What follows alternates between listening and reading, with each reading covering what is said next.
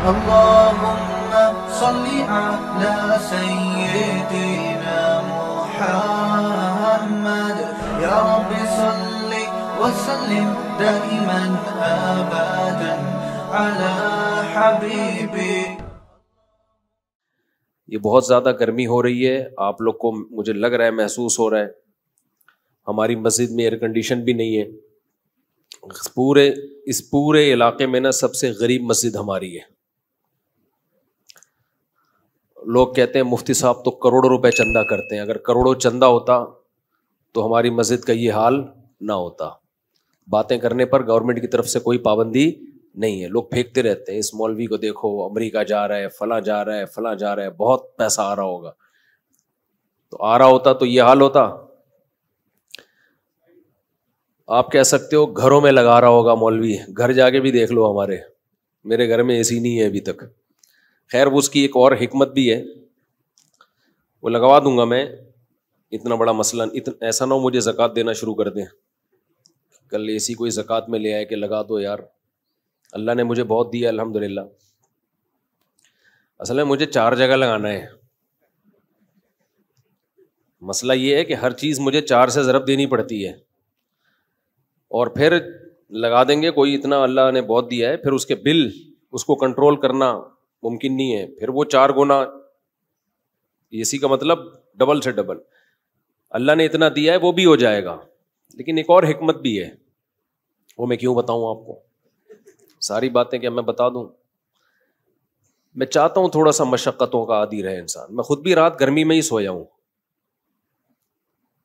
حالانکہ ہمارا جو مہمان خانہ ہے نا جہاں مہمانوں کو ٹھہراتے ہیں وہاں اے سی میں نے لگایا ہوا ہے، ایئر کنڈیشن، لیکن میں خود گرمی میں سوتا ہوں. کیوں اپنے آپ کو چھوئی موئی بنا رہے ہو؟ زیادہ چھوئی موئی نہ بناؤ اپنے آپ کو. اللہ نے مجھے اتنا دیا، جو ظاہر ہے 4 گھروں کو چلا رہا ہو تو کیا وہ اے سی میں نہیں سو سکتا؟ تو دفتر میں ہم نے لگایا ہے مہمان خانہ جہاں لوگوں کو ہم ٹھہراتے ہیں، جو کوئی بہت دور سے آ جائے، کوئی قریبی رشتے دار آ جائے تو اس کے لیے لگایا ہوا ہے. لیکن میں خود اس میں نہیں سوتا.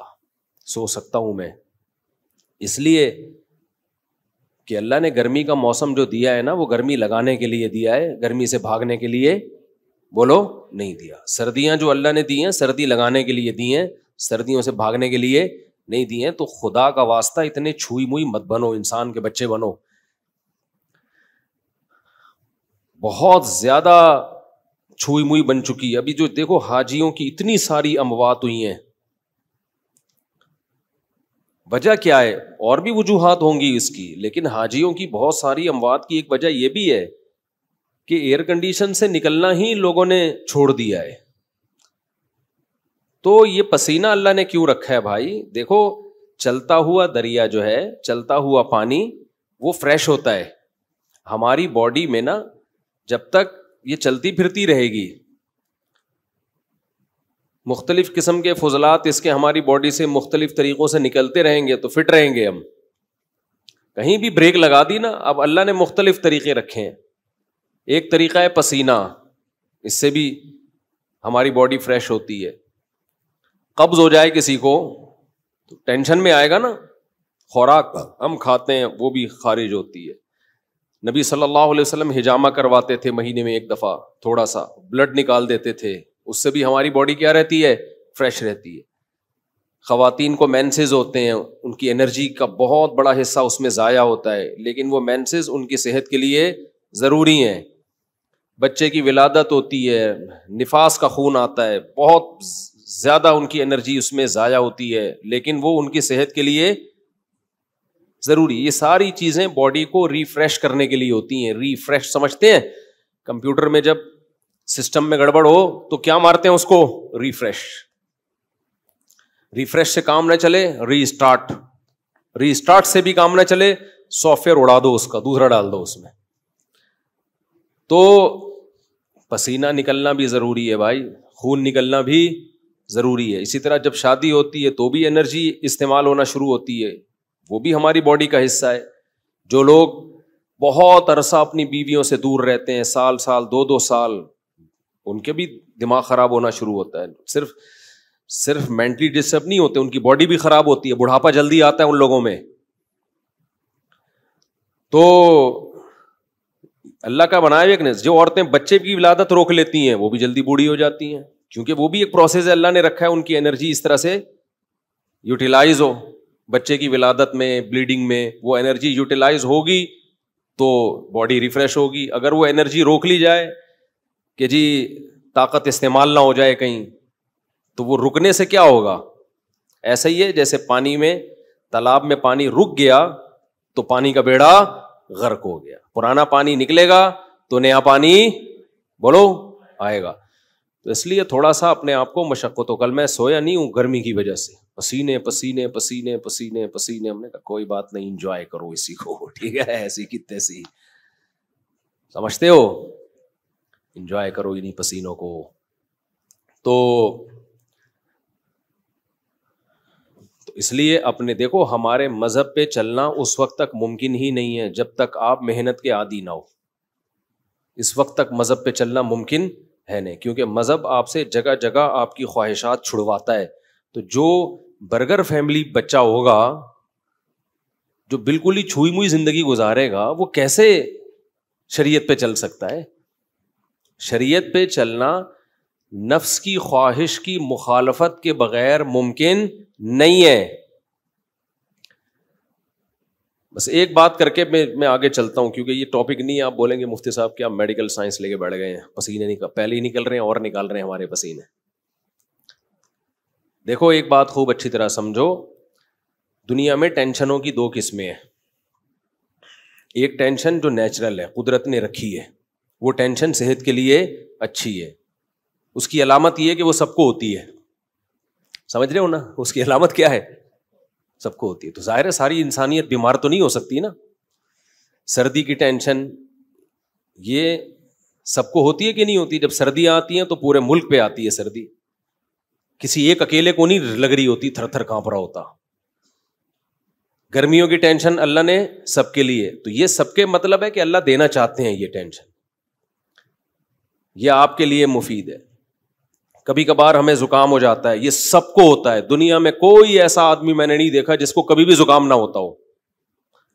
اب یہ چھوٹی سی بیماری جو ہے یہ ہے ٹینشن, لیکن یہ سب کو ہوتی ہے. اسی وجہ سے بہت بڑے ڈاکٹر ہیں آغا خان ہاسپٹل کے, میری ان سے گپ شپ ہوئی, انہوں نے کہا کہ جو ہیلتھ کے اور صحت کے معیارات ہیں نا, ان میں نزلہ زکام کھانسی کو شامل نہیں کیا جاتا.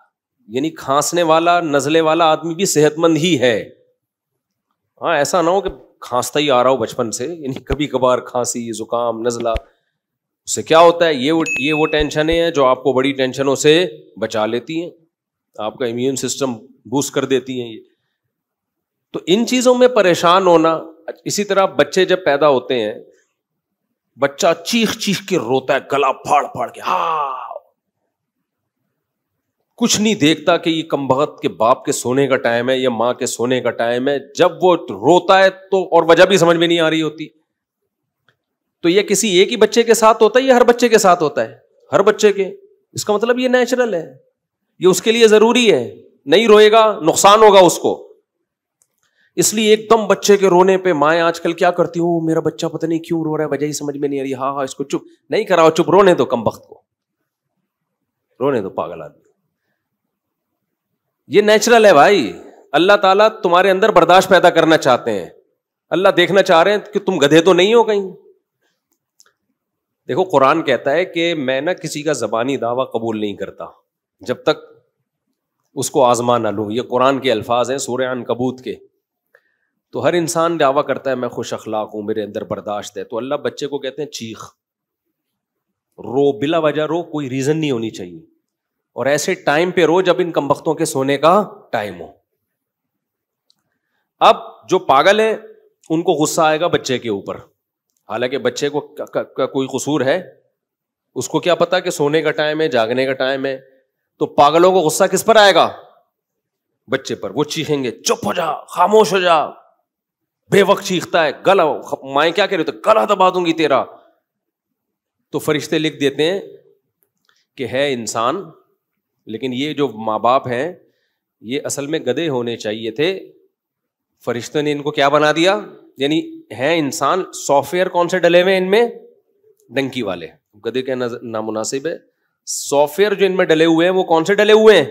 ڈنکی کے. اس لیے یہ بہت بہترین معیار ہے کسی کے اخلاق کو جانچنے کا کہ بچے پہ اس کو غصہ آ رہا ہے کہ نہیں آ رہا. اگر بچے پہ آ رہا ہے نا, جو ناسمجھ بچہ ہے, اس پہ غصہ آنا اس کی علامت ہے کہ آپ ادھر سے آؤٹ ہیں. بالغ پہ غصہ آنا بنتا ہے کیونکہ وہ جو کر رہا ہے جان کے کر رہا ہے, غلط کر رہا ہے. وہ بچے کو کیا پتا بھائی صحیح کیا ہے اور غلط کیا ہے, تو بچے پہ کیوں غصہ آ رہا ہے آپ کو؟ اس کا مطلب آپ اوپر سے فارغ ہیں. آپ کو تکلیف ہونا ایک الگ بات ہے. تکلیف ہوتی ہے کہ بھائی نیند خراب ہو رہی ہے, صبح آفس جانا ہے, دفتر جانا ہے, چلو سمجھ میں آ رہا ہے. غصہ کس بات پہ آ رہا ہے بچے پہ؟ اس میں تھوڑی اتنی سینس ہے. تو بچے کا رونا یہ نیچرل ہے, سمجھتے ہو. ہاں کوئی تکلیف ہو رہی ہے یا بہت زیادہ ہی روئے چلا جا رہا ہے تو ایک الگ بات ہے, لیکن صرف رونے پر پریشان ہونا یہ بیوقوفی ہے. اسی طرح بچوں کو موشن لگنا یہ بھی کیا ہے, بولتے کیوں نہیں, نیچرل ہے. سب بچوں کو موشن لگتے ہیں. قدرت نے ان کے پیٹ کی صفائی کا یہ سسٹم بنایا ہوا ہے. تو ایک دم پاگل ہو جانا, بچے کو موشن لگ گئے, پاگلوں کی طرح چیخنا, یہ اس کی علامت ہے کہ موشن آپ کو لگنے چاہیے تھے, اصل میں غلطی سے اس کو لگ گئے. ہاں اس میں یہ ہے کہ جو سمجھدار ڈاکٹر ہیں وہ یہی کہتے ہیں, جو چائلڈ اسپیشلسٹ ہیں, کہ ہو گئے کوئی بات نہیں, اتنی جلدی اس کو اینٹی بایوٹک کی ضرورت نہیں ہے, اتنی جلدی سیریس لینے کی ضرورت نہیں ہے, اور یہ نیچرل ہے. ہر بچے کو موشن لگتے ہیں, یہ نیچرل ہے بچوں میں. تو ہاں بہت زیادہ نہ ہو جائیں, اور وہ جو ڈاکٹر احتیاطی تدبیریں بتاتے ہیں وہ کرتے رہیں آپ, ORS وغیرہ. میں ڈاکٹر نہیں ہوں, کہیں کسی بچے کو 3 دن سے موشن لگے ہوئے آپ نے اور لگا دیے, اس کا مادہ فاسدہ سارا ہی نکل گیا. وہ حکیم صاحب کا قصہ سناتا ہوں نا میں, کہ مادہ فاسدہ حکیم صاحب نے کہا اس کا نکالو. ایک حکیم صاحب ہر ایک کو موشن کی دوا دیتے تھے. تو عطائی حکیم نا, جعلی حکیم ہوتے ہیں. میں نے ایسے حکیم بھی دیکھے ہیں, جو پیشنٹ جائے گا اس کو کہتے ہیں کہ پہلے ہم آپ کو جلاب آور دوا دیں گے, آپ کا پیٹ صاف ہوگا, باڈی نئے سرے سے ریفریش ہوگی, پھر ہم علاج کریں گے. پاگل آدمی تو کیا کر رہا ہے یار, ہر ایک کو موشن. تو اسی طرح ایک حکیم صاحب ہر ایک کو موشن کی دوا دیا کرتے تھے کہ پہلے مادہ فاسدہ نکلے گا, جو فاسد مادہ ہے نا وہ نکلے گا, پھر ہم علاج کریں گے. ایک بہت باریک سا آدمی چلا گیا, لوگوں نے کہا اس میں مادہ فاسدہ ہے ہی نہیں, مادہ ہی نہیں ہے, فاسد کہاں سے ہوگا, تو خدا کے لیے کچھ خیال کرنا. حکیم نے کہا نہیں, ہمارا علاج کا طریقہ یہ ہے کہ پہلے ہم مادہ فاسدہ نکالیں گے, اس کے بعد ہم علاج کریں. اس کو جلاب آور دوا دے دی, اس کا مادہ فاسدہ نکلنا شروع ہو گیا. حکیم کو لوگوں نے بلایا, بھائی یہ مر رہا ہے. حکیم نے کہا مادہ فاسدہ ہے, جتنا نکلے اتنا اچھا. یہ بالکل ایسا ہی ہے جیسے ہجامہ کر کے نا, جو ہجامے والے اناڑی کہتے ہیں فاسد خون ہے, جتنا نکلے اتنا اچھا. بھائی یہ غلط بات ہے. یہ ہجامہ والے بھی ایسے ہی کھینچ کے خون نکال رہے ہیں, اور اس پہ سنت کا لیبل لگا دیتے ہیں, پھر اتنا خون نکال دیتے ہیں. جب ان سے بولو کیا کر رہے ہو, کہہ رہے ہیں یہ فاسد خون ہے, فاسد خون ہے. او بھائی جان خون ہے, یہ بلڈ ہے, یہ وہی بلڈ ہے جو رگوں میں دوڑ رہا ہے. چکر آئیں گے, آدمی مر جائے گا, اتنا زیادہ نہیں کرو. جو کیا یار, یہ ایک مستقل ٹاپک ہے. ہر شخص پاکستان میں ہر فیلڈ میں ماہر ہے, اور جب تک کسی چیز میں پورا غلو نہیں ہوتا نا, اس وقت تک منجن بکتا نہیں ہے. ہجامہ والوں کو دیکھ لو, ہر بیماری کا علاج کس میں بتایا ہوا ہے, ہجامہ میں. آپ بتاؤ, لوگ آپ پر اعتماد کریں نہ کریں ان کا ہیڈک ہے, اس پہ لیبل لگا دیتے ہیں قرآن و سنت کا. تو اسلام کو بدنام کر رہے ہو آپ. ہر چیز ہجامہ, ہر بھائی ایسا ہی اگر ہوتا تو یہ ڈاکٹر پاگل ہیں. بڑی بڑی یونیورسٹیاں بنی ہوئی ہیں, پورا میڈیکل سائنس کا ایک علم ہے, صدیوں سے لوگ اس میں ترقی کرتے کرتے آج ایک عروج پہ پہنچے ہیں. وہ سارے منجن بیچ رہے ہیں. ان سب کو چاہیے کلینک بند کر کے بس سرنج لے کے خون چوستے رہے لوگوں کا. تو ایسا کچھ بھی نہیں ہے.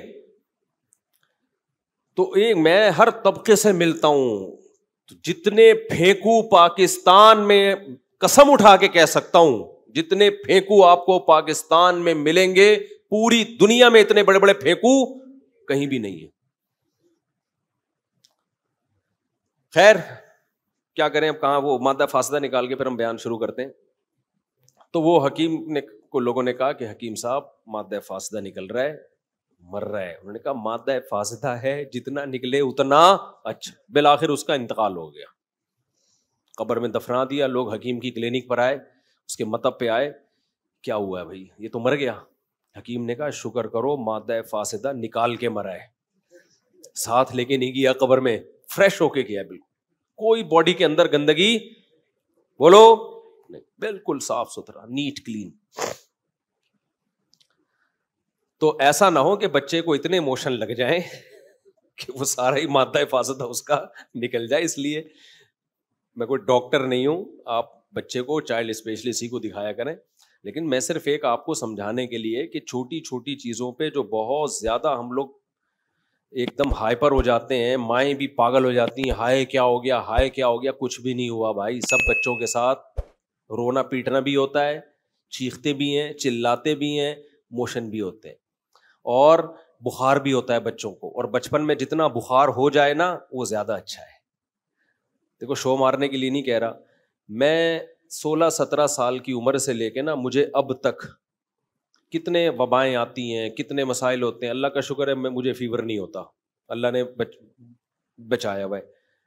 اس کی وجہ کیا ہے, مجھے صرف ایک دفعہ فیور ہوا ہے, وہ ہجامے کی وجہ سے.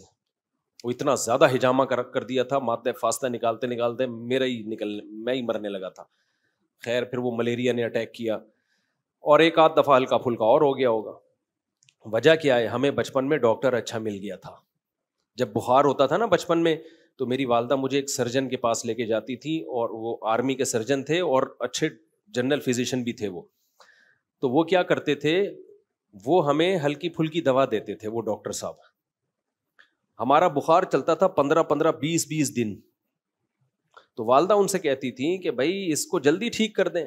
اچھا سب بچوں کے ساتھ یہی حال تھا, وہ بخار کھینچتے تھے 15 20 دن. تو اب جلدی ٹھیک کرو بھائی. وہ کہتے تھے کہ دیکھو بچوں کا ابھی نا جو امیون سسٹم ہے نا وہ اس وقت ڈیولپ ہو رہا ہے, وہ بن رہا ہے. اگر ابھی سے ان کو اینٹی بایوٹک دے کے ہم بخار کو چلتے رہیں گے نا تو بڑے ہو کر بیمار ہی رہیں گے. پھر ہونے تو کوئی مسئلہ نہیں ہے, 15 20 دن کھینچنے تو اس کو خود ہی ٹھیک ہوگا یہ. تو وہ اس ڈاکٹر کا ہم پر اتنا احسان ہے, میں تو اس کے لیے دعائیں کرتا ہوں. اچھا پبلک پھر اس ڈاکٹر کے پاس جاتی نہیں تھی, مائیں نہیں جاتی تھی. مائیں کہتی تھی بچہ ٹھیک ہی نہیں ہو رہا. وہ کہتا نہ ہو کوئی مسئلہ نہیں, کوئی ڈینجرس نہیں ہے, کھینچنے دو 15 دن 20 دن 1 مہینہ لگ جائے کوئی مسئلہ نہیں ہے, آرام کراؤ, اسکول کی چھٹیاں کرا دو اس کو. تو اس ڈاکٹر کی کوئی لفٹ نہیں کراتا تھا. ان کے بارے میں مشہور تھا کہ یار ان کے پاس جا کے بندہ ٹھیک نہیں ہوتا. تو ایک اور ڈاکٹر تھے, پھر لوگ ان کے پاس لے جاتے تھے مائیں. ہماری اماں نہیں لے کر گئی ہمیں, ہماری اماں نے کہا بھائی ٹھیک ہے یہی کھلاتے رہو ہلکا ہلکا. وہ ایک بس لال سا سیرپ دے دیتے تھے, پیناڈول ٹائپ کا ہوتا تھا میرا خیال ہے. تو جو پڑوس میں ایک اور ڈاکٹر تھے وہ بیٹھے ہوتے تھے انجیکشن لے کے نا, ہیوی اینٹی بایوٹک لے کے. ادھر گیا ٹھک بندہ ٹھیک, سمجھ رہے ہیں نا. تو لوگ کہتے تھے یار یہ بندہ ہے ٹھیک, یہ ڈاکٹر کیا ہے, یہ صحیح ڈاکٹر ہے, اس کے پاس جاؤ 2 دن میں بندہ باقاعدہ دوڑنے لگتا ہے. تو یہ خیانت ہے ڈاکٹروں کی. ڈاکٹروں میں بھی دونوں طرح کے ڈاکٹر ہوتے ہیں, اچھے بھی اور برے بھی. اب جو نوٹ چھاپنے کی جس کو فکر ہوگی اس کو اس کی کوئی فکر نہیں ہے کہ یار میں جو اس اتنے سے بچے کو اتنی ہیوی اینٹی بایوٹک دے رہا ہوں اس کے ریزلٹ کیا نکلیں گے. کئی بعض دفعہ تو اینٹی بایوٹک ضروری ہوتی ہیں, تو یہ فیصلہ آپ نہ کریں یا میرے بیان سے فیصلہ نہ کریں کہ کھلانی ہے کہ نہیں, یہ ڈاکٹر ہی فیصلہ کرے گا. لیکن ڈاکٹروں میں بھی یہ بات دیکھنی چاہیے کہ کون سا ڈاکٹر لالچی ہے اور کون سا آپ کی صحت کے ساتھ بولو مخلص. تو میرے اوپر ڈاکٹر کا احسان ہے, انہوں نے مجھے ہیوی ڈوز نہیں دی, انجیکشن نہیں لگائے, اینٹی بایوٹک نہیں دی. اس کا اثر یہ نکلا میں کہاں کہاں نہیں گیا, ایسے ایسے علاقوں میں گیا ہوں جہاں انتہائی شدید سردی, اور ایسے ایسے علاقوں میں گیا ہوں جہاں انتہائی شدید گرمی, نزلے بھی ہوتا ہے, کھانسی بھی, زکام, سب کچھ. اس کی نوبت بہت کم آتی ہے کہ بستر پہ لیٹ جاؤ. اب آنا شروع ہو جائے بیان کے بعد تو ایک الگ بات ہے, وہ تو اللہ کی مرضی. کیا خیال ہے؟ تو میں جو اصل بات آپ سے کر رہا ہوں یہ بھی ہمارے مذہب کا حصہ ہے. اپنی باڈی کو بہت زیادہ چھوئی موئی بولو مت بناؤ. پتہ ہے کچھ ٹینشنیں ایسی ہیں کہ وہ ٹینشنیں اٹھانا آپ کی ٹینشن ختم کرنے کا ذریعہ بنتا ہے, اور کچھ ٹینشنیں ایسی ہیں کہ ان سے جان چھڑانا ٹینشن کا ذریعہ بنے گا. ایک چرسی, وہ چرس نہیں پیتا, خوشی ہوتی ہے, یہ ٹینشن ہوگی اس کو جب چرس نہیں ملے گی, ٹینشن. لیکن اگر وہ یہ ٹینشن اٹھا لے گا تو ہمیشہ کی ٹینشن سے جان چھوٹے گی کہ نہیں چھوٹے گی؟ کیا خیال ہے بھائی؟ جو سگریٹ پینے کی ٹینشن, سگریٹ پینے کا عادی ہے, وہ جب سگریٹ نہیں پیے گا تو خوشی ہوگی یا ٹینشن ہوگی؟ ٹینشن ہوگی.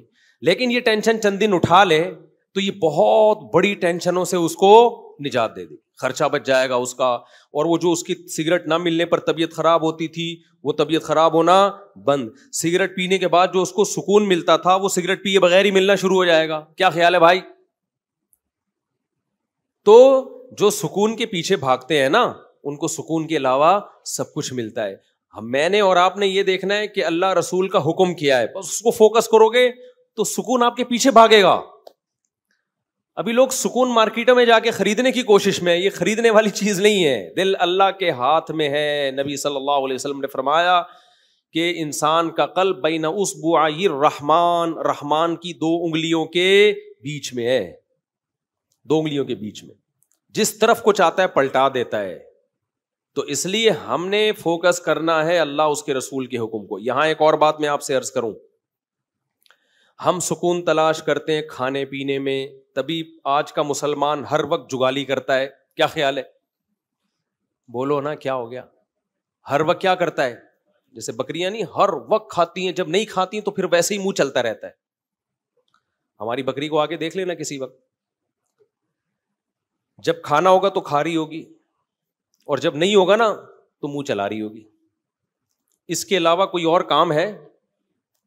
اور مینگنیاں بنا بنا کے نکال رہی ہوگی. ادھر کھائے گی، اتنی مینگنیاں نکالتی ہے نا بکری، کھائے گی نکالے گی ادھر سے مینگنیاں بنا کے، تو دودھ بھی بنا کے نکالتی ہے الحمدللہ. تو انسان بھی نا آج کا سکون کی تلاش میں چاہتا ہے کہ ہر وقت کچھ نہ کچھ کھاتا رہے. یہ مزاج شریعت نہیں ہے، یہ سکون حاصل کرنے کا نیچرل طریقہ بولو نہیں. اگر آپ نے اپنے آپ کو کھانے کا عادی بنا لیا نا، اس سے آپ کی ٹینشن ختم نہیں ہوگی، اس سے آپ کی ٹینشن بڑھ جائے گی، اور کھانے کو دل کرے گا، اور کھانے کو دل کرے گا. تھوڑی دیر کچھ نہیں ملا پھر دل چاہے گا، کسی کام کے نہیں رہو گے، بیڑا غرق ہو جائے گا. اس لیے ہماری شریعت میں کوئی ایک حدیث بھی ایسی نہیں ہے، کوئی ضعیف حدیث ہی ہو جس میں کھانے کی فضیلت ہو کہ کھانا کھانا ثواب ہے، کہیں بھی نہیں ملتا. یہ تو پتہ نہیں مذہب میں کھانے کا تصور آیا کہاں سے، میں تو اس پہ حیران ہوں. کوئی ایک بھی مثال نہیں ملتی ہمیں اس کی. اور میٹھا کھانا تو ہے ہی نہیں. ایک تو ہم لوگوں نے جرم یہ کیا کہ کھانا اسلام کے کھاتے میں ڈال دیا، تبھی جتنے مذہبی لوگ ہیں ان میں میجورٹی آپ کو کھانے پینے والی نظر آئے گی. کیوں؟ اس لیے کہ مذہب میں کھانے پینے کی رسومات ہم نے بڑھا دی. تیجے کا کھانا، 40ویں کا کھانا، پھر محرم کا حلیم، یہ سارے مذہبی کھانے ہیں نا. بھائی جان کیا ہو گیا؟ دیکھو محرم کا حلیم، پھر 40واں بھی ہوتا ہے کو محرم کا، پھر ربیع الاول آیا، وہ تو فرسٹ ربیع الاول سے لے کے بلکہ ربیع الاول سے پہلے سے ہی کھانے شروع ہو جاتے ہیں اور چلتے ہیں ربیع الاول کے اینڈ کے بعد، یعنی ربیع الثانی تک بھی چلتے ہیں. وہ پھوڑنے پھاڑنے کا ہی مہینہ کہلایا جاتا ہے. کھاتے رہو، دیگیں، بریانی، مٹھائیاں. ابھی کوئی صاحب کے بیٹا پیدا ہوا، مٹھائی لے کر آ گئے ہمارے لیے، اللہ ان کے برکت دے ماشاءاللہ. مٹھائیوں کا رواج ختم کرو. سمجھتے ہو یہ مٹھائی جو ہے ہمارے مذہب سے میچ نہیں. ہمارے مذہب سے پتہ ہے کیا چیز میچ کرتی ہے؟ گوشت، جس سے وزن نہیں بڑھتا. ہمارے نبی نے بچہ پیدا ہونے پر مٹھائی کا حکم دیا یا بکرا کاٹنے کا حکم دیا ہے؟ بولتے کیوں نہیں؟ گوشت. تو ہمارے نبی تو ہمیں گوشت خور بنانا چاہتے ہیں جس سے وزن بڑھتا نہیں ہے، اور ہم کیا کرتے ہیں؟ ہر خوشی پہ کیا کر رہے ہوتے ہیں؟ مٹھائی. تو ہم لوگوں کو لڈو بنانا چاہتے ہیں. کیا خیال ہے بھائی؟ ہم لوگوں کو کیا بنانا چاہ رہے ہیں؟ لڈو. 3 میٹھے ہیں جو شریعت میں جس کی فضیلت ہے، کہ انجیر ہے جس کا اللہ نے قرآن میں بڑا زبردست ذکر کیا. انجیر میں جس ٹائپ کا گلوکوز ہوتا ہے وہ ایک الگ ٹائپ کا ہے، جو ڈاکٹر کی اس کو الگ نام دیتے ہیں اس کو. دوسرا ہے شہد، اس میں بھی ڈفرینٹ ٹائپ کا گلوکوز ہوتا ہے. اور تیسری چیز ہے کھجور، اس میں دونوں طرح کا گلوکوز ہوتا ہے. تو اس کے علاوہ تو ہمیں نہیں ملتا کوئی. ادھر سے آپ صلی اللہ علیہ وسلم نے کوئی جلیبی کبھی کھائی ہو، یا کبھی آپ صلی اللہ علیہ وسلم نے برفی کھائی ہو، مٹھائیوں کے نام ہیں ہی نہیں. کھا لیں آپ، ہم بھی کبھی کبھار کھا لیتے ہیں, اس پہ مذہب کا لیبل بولو. یہ میرا بیان جو ہے نا, آپ کہیں گے مفتی صاحب کس ٹائپ کا بیان لے کے بیٹھ گئے ہو آپ. یہ میں وہ باتیں آپ کے سامنے کر رہا ہوں جو ہماری سوسائٹی کی نیڈ ہے. دیکھو اسلام کی خوراکوں پہ اگر غور کرو گے نا تو پتا چلے گا کہ اسلام آپ کو ایکٹیو بنانا چاہتا ہے, اسلام آپ کو سست نہیں بنانا چاہتا. ہمارے جو دیندار حضرات ہیں یا مسلم قوم ہے, ان کی خوراکیں ایسی ہیں کہ یہ کمبخت چست ہو ہی نہیں سکتے. تو جو چست نہیں ہو سکتا وہ مذہب پہ کیسے عمل کر سکتا ہے؟ نہیں آ رہی میرا خیال ہے بات. مذہب میں نا سستی منع ہے. نبی صلی اللہ علیہ وسلم نے فرمایا اللہم انی اعوذ بک من الجبن ومن الکسل, اے اللہ بزدلی سے بھی تیری پناہ مانگتا ہوں اور سستی سے بھی تیری پناہ مانگتا ہوں. اسلام ایک پورا پیکج ہے. اگر سستی سے نبی نے پناہ مانگی ہے, سستی کو کی حوصلہ شکنی کی ہے, تو یہ ہو سکتا تھا اسلام آپ کو خوراکیں وہ کھلائے جو آپ کو کولیسٹرول کا ڈبہ بنا دیں, سست بنا دیں اور پھر چستی کی ترغیبیں دے. اس کا مطلب دیکھو ایک ڈاکٹر ورک شاپ کروا رہا ہو اور آپ کو ایکٹیو رہنے کے طریقے بتا رہا ہو اور پھر ہر ایک کے سامنے رسگلے کے ڈبے لا کے رکھ دیے ہوں, تو آپ کہیں گے ڈاکٹر صاحب آپ کی باتوں میں اور آپ کے ایٹیٹیوڈ میں تضاد ہے, یہ دونوں آپس میں ملتی نہیں. اور آسان مثال, ایک ڈاکٹر آپ کو کینسر کے خلاف موٹیویٹ کر رہا ہو, سمجھا رہا ہو کینسر بہت خطرناک ہے, کینسر سے دور بھاگو, کینسر سگریٹ سے ہوتا ہے, کینسر موٹاپے سے ہوتا ہے, کینسر فلانی چیز سے ہوتا ہے, کینسر ڈمکانی چیز سے ہوتا ہے. اس کے بعد پھر سٹا لگا رہا ہے بیٹھ کے, اور آپ گئے ایک ڈبہ آپ کو بھی پکڑا ہے گولڈ لیف, یہ لیجیے کیٹو کنگ سائز فلٹر, ہمارے دور میں یہی ایڈ آتے تھے, اب پتہ نہیں کیا آ رہے ہیں, یہ کھائی. آپ بولو گے ڈاکٹر صاحب وہ کیا تقریر تھی وہ جو آپ گھنٹوں سے کر رہے تھے؟ تو ڈاکٹر کیا, اصل میں مجھے لیکچر کے پیسے ملتے ہیں تو لیکچر تو میں نے دینا ہے بھائی, اس لیکچر کے تو مجھے پیسے ملتے ہیں تو وہ تو میں نے دینا تھا, تو اس لیے باقی اب یہ ہمارا آپس کا معاملہ ہے, ہم سگریٹ پیتے ہیں کہ نہیں پیتے. تو آپ بولو گے ٹھیک ہے, پھر آپ ایک ایز اے لیکچرار بہت ایک اچھے ہیں, آپ ایز اے موٹیویشنل اسپیکر آپ کی 2 ٹکے کی حیثیت نہیں ہے, آپ تو لوگوں کو ڈی موٹیویٹ کر رہے ہیں. تو آپ مجھے ایک بات بتاؤ, ہمارے نبی صلی اللہ علیہ وسلم اگر خوراکیں ہمیں وہ بتاتے جو ہمیں سست بنائیں اور ترغیب ہمیں چست رہنے کی دیتے, تو کیا آپ اللہ کے پیغمبر ہوتے؟ بولتے کیوں نہیں, پھر ہوتے اللہ کے پیغمبر؟ پھر نہیں ہوتے. آپ کو پتا ہے یہ جو کھانا پینا ہے نا, یہ ہمارے مذہب کا بہت اہم ٹاپک ہے, یہ ہلکا نہیں ہے. نماز روزہ تو ہے ہی, اسلام کے 5 ارکان وہ تو ہیں ہی, لیکن نماز روزے پر آنے کے لیے اور اپنی زندگی میں شریعت کو لانے کے لیے اور بھی کچھ پیکج دیے پیغمبر صلی اللہ علیہ وسلم نے. جب تک ان پیکجز کو ہم اختیار نہیں کریں گے, اسلام پہ چلنا ہمارے لیے ممکن نہیں ہوگا. اس کی مثال میں آپ کو دیتا ہوں. اسلام میں بے جا غصہ, بلا وجہ غصہ, یہ ہر وقت توے پہ بعض لوگ جیسے بیٹھے رہتے ہیں نا غصے میں, یہ اچھی خصلت ہے یا بری خصلت ہے؟ قرآن کہتا ہے والکاظمین الغیظ, نیک لوگ غصے کو کیا کرتے ہیں؟ پیتے ہیں. اب ایک طرف اسلام کہہ رہا ہے کہ غصہ بری چیز ہے, کبھی کبھار تو ٹھیک ہے, ضرورت بھی ہوتی ہے, وہ نیچرل بھی ہے. بلا وجہ چھوٹی چھوٹی باتوں پہ ایک دم ناک پہ مکھی بٹھا کے رکھنا ہر وقت, بعض لوگوں کی عادت ایسی ہوتی ہے جیسے ابھی ایک دھماکے سے پھٹ جائیں گے وہ نا, تو یہ بری خصلت ہے. کیا خیال ہے؟ تو جب بھی کوئی عالم بزرگ غصے کا علاج کرے, جس کے پاس آپ جاؤ, تو وہ غصے کے دونوں پہلوؤں پہ غور کرے گا کہ ایسا تو نہیں ہے کہ آپ کو غصہ کسی روحانی وجہ سے آ رہا ہو, آپ میں تکبر ہے. غصہ جس کو زیادہ آتا ہے نا, 2 وجوہات ہوتی ہیں. ایک روحانی وجہ کا مطلب اس میں تکبر ہے, اس کے اندر اس کو یہ غلط فہمی ہو گئی ہے کہ میں بہت نیک ہوں. بعض لوگوں کو اپنے بارے میں یہ خوش فہمی ہو جاتی ہے کہ میں بہت بولو نیک ہوں. یہ بہت بڑی بیماری ہے, اور یہ ان لوگوں کو زیادہ ہوتی ہے جو مشہور ہوتے ہیں, جیسے ہم لوگ, جن کے لوگ ہر وقت تعریفیں کرتے رہتے ہیں, مفتی صاحب آپ اتنے اچھے, آپ اتنے اچھے. تو بعض دفعہ آدمی کو اپنے بارے میں وہم ہوتا ہے شاید واقعی میں بہت اچھا ہوں. یہ ہو جاتا ہے, یہ بہت خطرناک بیماری ہے.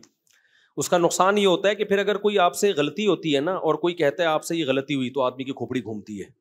وہ کہتا ہے میں کیسے, مجھے تو اتنے لوگ میرے ہاتھ چومتے ہیں, وہ بھی مجھے اچھا کہہ رہا تھا, وہ بھی اچھا کہہ رہا تھا, وہ بھی اچھا, تو یہ میں کیسے بھائی, دل چاہ رہا تیرے رکھ کے میں تھپڑ لگاؤں. بھائی جتنا بھی اچھا ہو جائے, یہ کسی کتاب میں لکھا ہوا ہے کہ اب آپ سے کوئی غلطی نہیں ہو سکتی, یہ کسی کتاب میں لکھا ہوا ہے؟ لکھا ہوا بھی ہوتا تو وہ کتاب میں غلط لکھا ہوا ہے, اس کا مطلب ہے, ٹھیک ہے نا. تو یہ جن لوگوں کو ایسے غصہ آتا ہے نا, یہ روحانی مسئلہ ہے ان کے ساتھ. ان کو اپنے بارے میں بل الانسان علی نفسہ بصیرہ, قرآن کہتے ہیں انسان اپنے بارے میں باخبر ہوتا ہے, اس کو پتا ہوتا ہے میں کتنے پانی میں ہوں, لیکن وہ اپنے بارے میں اپنی رپورٹ کے بجائے دوسروں کی رپورٹوں پہ اعتماد کرتا ہے. لوگ کہہ رہے ہیں بھائی بہت اچھا, تو وہ اپنے بارے میں خوش فہمی میں. یہ بہت مسئلہ مذہبی اسکالرس کے ساتھ بھی ہوتا ہے, اور جو بھی اس طرح کے ذرا مشہور لوگ ہوتے ہیں نا, ان کے بگڑنے کے چانس زیادہ ہوتے ہیں. وہ وہم ہو جاتا ہے کہ میں بہت, ایک صاحب تھے, انہیں کوئی بوڑھا بھی ذرا سی نصیحت کرتا نا تو وہ بہت غضبناک ہوتے ہیں. یہ بھی نہیں دیکھتے کہ یار بوڑھے کا تو تھوڑا سا یہ عمر میں آپ سے زیادہ ہے, ٹھیک ہے علم میں نہیں ہوگا, لیکن عمر کا بھی تو کوئی خیال ہوتا ہے نا. ایک نوجوان عالم کو جب کوئی بوڑھا تنبیہ کر رہا ہو تو اس عالم کو اپنے علم کو ایک طرف رکھ لینا چاہیے, اس بوڑھے کے بڑھاپے کا خیال کر لینا چاہیے کہ یار بڑے بزرگ ہیں, چھوڑو ڈانٹ کھا لو تھوڑی دیر کے لیے. تو وہ جو ان عالم کو نا بہت زیادہ غصہ آتا تھا, کوئی بھی نصیحت کرے بہت زیادہ غصہ آتا تھا. تو میں بڑا پریشان تھا کہ یار ان مولانا کو ہو کیا گیا ہے, کوئی ذرا سی بات کرتا ہے ایک دم ایسے, اور بات بھی صحیح کر رہا ہوتا ہے وہ. تو کسی نے بڑا اچھا تبصرہ کیا, انہوں نے کہا اصل میں ان مولوی صاحب کو اپنے بارے میں یہ وہم ہو گیا ہے کہ میں بہت نیک, بعض دفعہ ہو جاتا ہے انسان ہے, تو یہ وہم دور کرنے کی ضرورت ہے کہ حضرت آپ کو بہت زیادہ نیک نہیں ہے, ایسے ہی ہیں جیسے سب لوگ ہوتے ہیں. اب اس کا مطلب یہ نہیں کہ آپ علماء کو جا کے بتانا شروع کر دیں حضرت آج ہمیں پتہ چلا آپ اتنے ہیں نہیں. تو آپ کا کام علماء سے عقیدت محبت ہی ہے, سمجھ رہے ہو. ہاں کوئی واضح غلطی نظر آئے 2 اور 2 4 کی طرح, تو اس پہ ایک دفعہ تنبیہ کر دی جائے, لیکن خود عالم کی تو ذمہ داری ہے نا وہ اپنے بارے میں غور کرے, حد سے زیادہ خوش فہمی میں مبتلا نہ ہو. تو غصہ ختم کرنے کا ایک روحانی بھائی یہ وجہ ہے. تو جو بزرگ ہوں گے, سچی مچی کے بزرگ ہوں گے, وہ آپ کے اس ٹیکنیکل فالٹ کو دور کریں گے, آپ کے اندر سے خود پسندی کو ختم کریں گے کہ بھائی نارمل رہو, جیسے سارے ہیں نا ایسے ہی بن کے رہو. دوسرا, غصے کا بعض دفعہ سبب کوئی روحانی سبب نہیں ہوتا, جسمانی سبب ہوتا. آپ بلڈ پریشر کے مریض ہیں تو ظاہر ہے آپ کو بات بات پہ بولو غصہ آئے گا. تو جو اللہ والے بزرگ ہوں گے وہ آپ کے غصے کے علاج کے لیے یہ بھی کہیں گے کہ بھائی ڈاکٹر کو بھی دکھاؤ, کوئی جسمانی بیماری تو نہیں ہے کہ ہر تھوڑی دیر کے بعد آپ کی رگ پھڑکنا شروع کر دیتی ہے, بیٹھے بیٹھے ایسا لگتا ہے جیسے کسی نے نیچے سے چولہا جلا دیا ہو. کیا خیال ہے بھائی؟ بعض لوگ ہوتے ہیں بیٹھے بیٹھے نا ایسا لگتا ہے کوئی چولہا جلا کے چلا گیا ہے, آرام سے بیٹھے ہوئے تھے ایک دم پتہ نہیں کیوں پھٹکنا شروع ہو گئے. ہوتا ہے کہ نہیں ہوتا؟ تو وہ کیا ہے بھائی, یا تو بلڈ پریشر کی بیماری ہے, یا اعصابی کمزوری ہے, پٹھے کمزور ہو گئے ہیں, مسل کمزور ہو گئے ہیں, برداشت ختم. بڑھاپے میں غصہ زیادہ آتا ہے, تبھی تو اللہ نے بوڑھے والدین کے بارے میں کہا کہ اگر وہ جھڑکیں تو آگے سے اف مت کرو, کیونکہ بوڑھے ہو گئے ہیں, اب ان میں برداشت ختم ہو گئی ہے. تو غصے کا آپ کی صحت سے بہت گہرا تعلق ہے. تو اب مجھے ایک بات بتاؤ, جو یہ چاہتا ہے کہ میں جنت میں جاؤں اور بلا وجہ غصہ نہ کروں, تو شریعت کے اس حکم پہ چلنے کے لیے اس کو اپنا روحانی علاج بھی کرانا پڑے گا. روحانی سے وہ ٹوپی ڈراموں والا عاملوں کا نہیں, ان کو تو خود علاج کی ضرورت ہے. تو اب مجھے ایک بات بتاؤ, جو جہنم سے بچنا چاہتا ہے اس کو اپنے غصے پہ کنٹرول کرنا پڑے گا کہ نہیں پڑے گا؟ تو کیا اس کے لیے صرف روحانی علاج, یہ روحانی سے مراد تکبر ختم کر دے, دنیا کی محبت ختم کر دے, صرف یہ کافی ہوگا؟ یہ جسمانی علاج کی بھی ضرورت ہے کہ نہیں ہے؟ یقیناً ہے, جسمانی علاج کی بھی ضرورت ہے. تبھی تو ہمارے نبی صلی اللہ علیہ وسلم نے عبادت میں اعتدال کا حکم دیا, فرمایا تمہاری جان کا بھی تم پر حق ہے. بعض صحابہ پوری رات نماز پڑھتے تھے تو نبی نے ان کو منع کیا. وجہ اس کی کیا ہے؟ بھائی آپ کی صحت خراب ہوگی تو آپ کا گھر والوں کے ساتھ ایٹیٹیوڈ خراب ہوگا, آپ ڈپریشن میں کوئی الٹا کام کرو گے جا کے. فوجیوں میں دیکھو نا رات کو ٹائم پہ سلایا جاتا ہے, وہ سلانا بھی گورنمنٹ کی طرف سے پابندی ہے, سوئے گا تو, ان کو پتا ہے نہیں سوئے گا صبح اٹھ کے کیا کرے گا. جو جنگ لڑنے والے ہوتے ہیں یا جہاں بھی سیکیورٹی کا مضبوط نظام ہوتا ہے نا, تو اس میں ملازمین کو سلانا بھی پابندی ہوتی ہے. سونا ہم جب مدرسے میں پڑھتے تھے نا تو ہم پہ یہ بھی پابندی تھی کہ آپ نے اتنے بجے لازمی سو جانا ہے. مجھے یاد ہے میرے استاذ بہت زیادہ اس بات پہ سختی کرتے تھے کہ دوپہر قیلولہ کیا ہے کہ نہیں کیا. ان کو پتا ہوتا ہے ان کمبختوں نے اگر دوپہر نہیں سوئے نا تو یہ پڑھیں گے نہیں, پھر یہ تھکے تھکے رہیں گے, پڑھائی میں دل نہیں لگے گا ان کا. تو یہ خوب سمجھ لیں, مذہب پہ چلنے کے لیے, اللہ کو راضی کرنے کے لیے جیسے روحانی بیماریوں کا علاج کرنا ضروری ہے, ایسے ہی جسمانی بیماری کا علاج بھی ضروری ہے. اس کے بغیر آپ مذہب پہ نہیں چل سکتے. تو جیسے غصہ اسلام میں بری چیز ہے, خوش اخلاقی اچھی چیز ہے. نبی صلی اللہ علیہ وسلم نے فرمایا قیامت کے دن میرے سب سے قریب وہ ہوگا جس کے اخلاق سب سے اچھے ہوں گے. تو کیا مطلب سارے بلڈ پریشر کے مریض نبی کے ساتھ ہوں گے قیامت کے دن؟ بولو نا بھائی, نہیں. بلڈ پریشر والوں کا وہ تو کہاں ہوں گے, وہ تو اچھے اخلاق ان کے بہت مشکل ہے نا. اسی طرح یاد رکھو, ہاں ایک اللہ کی طرف سے بیماری مسلط ہو گئی, اس پہ تو پھر صبر کا ثواب ملتا ہے. وہ تو اللہ کی, جیسے ایوب علیہ السلام ساری زندگی بیمار رہے ہیں, اس میں ایوب علیہ السلام کا قصور نہیں تھا, وہ بیماری کس کی طرف سے تھی؟ اللہ کی. اور علماء کہتے ہیں ایسی بیماری میں صبر کی توفیق بھی ملتی ہے, جس میں انسان کی اپنی حماقت نہ ہو, بلکہ یہ کس کی طرف سے ہو؟ اللہ کی طرف سے ہو. ہماری بیماریاں ہماری اپنی حماقتوں سے ہیں, اللہ کی طرف سے نہیں ہیں, اپنی حماقتوں سے ہیں. تو اب میں یہ اتنی لمبی تمہید کے بعد آپ سے عرض کر رہا ہوں کہ اسی طرح جیسے اسلام میں غصہ حرام ہے, بد اخلاقی حرام ہے, اسی طرح اسلام میں سستی بھی کیا ہے؟ بولو, حرام. سست آدمی نماز پڑھ سکتا ہے؟ نہیں. فجر میں دیکھ لو, فجر میں کسی بھی مسجد میں پکے نمازیوں کا ریشو دیکھو, عام لوگوں کی بات نہیں میں کر رہا, کتنے تھوڑے نمازی ہوتے ہیں. تو یہ کیا اس کی علامت ہے کہ اتنے جو تھوڑے نمازی ہیں یہ اس لیے ہیں کہ قوم چست بہت ہے, ایکٹیو بہت ہے. نمازیوں سے نہیں اٹھا جاتا, نمازیوں سے فجر میں نہیں اٹھا جاتا. کیوں؟ سست ہیں. اور بہت سارے کام ہمارے دیکھ لو, ایک کام نہیں ہے, صرف نماز پڑھ کیسے رہے ہوتے ہیں, ایسے پڑھ رہے ہوتے ہیں. ایک صاحب کو میں نے دیکھا نماز پڑھ رہے ہیں, ایک ٹانگ پہ پورا زور, پھر تھوڑی دیر میں یہ والی ٹانگ ہلکی, دوسری. ابے تجھ سے سیدھا کھڑا نہیں ہوا جا رہا یار, اللہ کے سامنے تم کھڑے ہو, اتنی سستی. یہ سستی ہے نا بھائی. یہ سست آدمی کبھی سیدھا کھڑا ہو سکتا ہے؟ بولو, وہ ٹیڑھا میڑھا ہی ہوگا.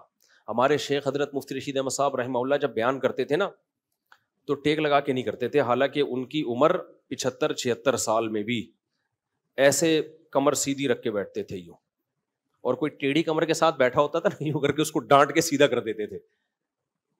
حضرت کو ہم نے نہیں دیکھا کبھی سیڑھیوں سے اترتے ہوئے سہارا لیا ہو, سیڑھیوں پہ چڑھتے ہوئے بھی ایسے ٹھک کر کے جاتے تھے. آج کیا ہے, پہلی منزل پہ جانا ہے لفٹ کے ذریعے جا رہا ہے. ابے 2 سیڑھیاں چڑھ لے, یہ بہت ضروری ہے تیرے لیے, تھوڑے سے گھٹنے ایکٹیو رہیں گے نا.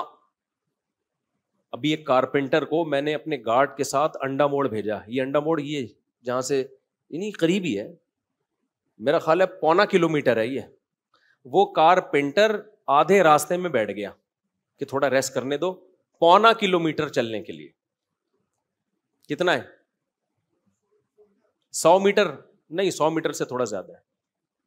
چلے اس پہ ہم بعد میں ڈسکس کریں گے. وہ بیٹھ گیا بیچ میں, جوان آدمی. تو یہ قوم کی حالت ہے, تو یہ جہاد کرے گی؟ یہ جہاد کرے گی؟ تو سستی اسلام میں بری چیز ہے. چستی کیا ہے؟ میں بھی چستی پہ اتنے بیانات کر رہا ہوں, آپ یہ نہ سمجھے مفتی صاحب پتہ نہیں کتنے ایکٹیو ہوں گے, ہم بھی آپ جیسے ہی ہیں, لیکن بات تو وہی کریں نا جو ٹھیک ہو. کیا خیال ہے؟ تو اب مجھے ایک بات بتاؤ, جب ہمیں صحابہ میں کوئی سست نہیں ملتا, اور اتنی قربانیاں سست لوگوں کا کام ہے ہی نہیں جو قربانیاں صحابہ نے دی. خالد بن ولید نے روم اور فارس کے بخی ادھیڑ کے رکھ دیے تھے.